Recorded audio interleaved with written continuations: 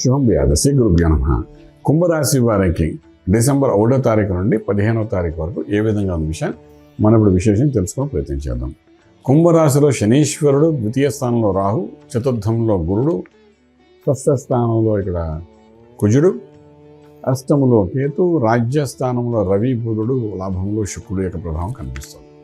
కుంభరాశి వారికి ఉద్యోగరీత్యా, వ్యాపార రీత్యా రాజ్యము, లాభము రెండు బాగానే ఉన్నాయి కాబట్టి భయపడవలసిన అవసరం లేదు. కానీ ఆర్థికంగా చూసుకున్నప్పుడు ఉద్యోగరీత్యాలో చేసే ప్రయత్నాల్లో కొంత నీచత్వం ఉంది కాబట్టి డెఫినెట్గా మీరు చేసే పనుల్లో ప్రమోషనా, డెసిగ్నేషనా అని ఒక పాయింట్ వస్తుంది కొత్త ఉద్యోగ ప్రయత్నంలోని.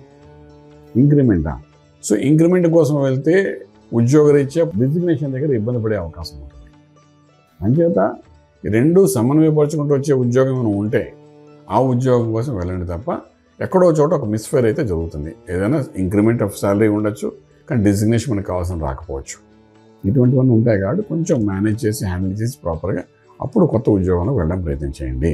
అలాగే వ్యాపారంలో కూడా మనం ఓనర్ అయినప్పుడు కూడా ఈ 15 రోజుల్లోని మనం వర్కర్లా కూడా పనిచేయవలసిన పరిస్థితి ఏర్పడుతుంది.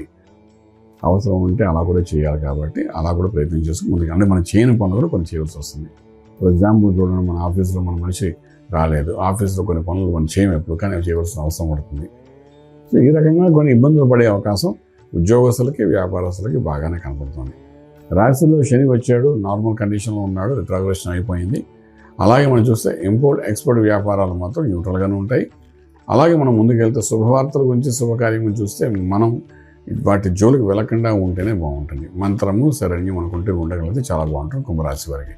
ఎందుకంటే కుంభరాశి అన్నది ఏదో శనీశ్వరుడు ప్రభావం ఒక పక్క ఉంటుంటే, రెండవది కుజుడు విశేషంగా అష్టమ భావంతో చూస్తున్నాడు. అంటే శని ఒక రకంగా ఏడిపిస్తుంటే కుజుడు విశేషంగా చూసి అల్లరి పెడదామని చూస్తున్నాడు. సో కుజుడు 45 రోజులు అక్కడ ఉంటాడు, ఇంకా ఆల్మోస్ట్ స్తంభనం ఉంటాడు.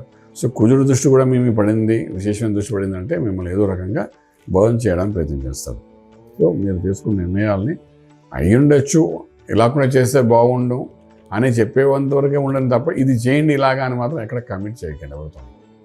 అది మళ్ళీ బౌన్స్ అయ్యి మీకు మానసిక ఒత్తిడి తెచ్చే అవకాశం ఉంటుంది. ఓకే, చాలా జాగ్రత్త ఉండవలసిన అవసరం ఎంతని పడుతుంది.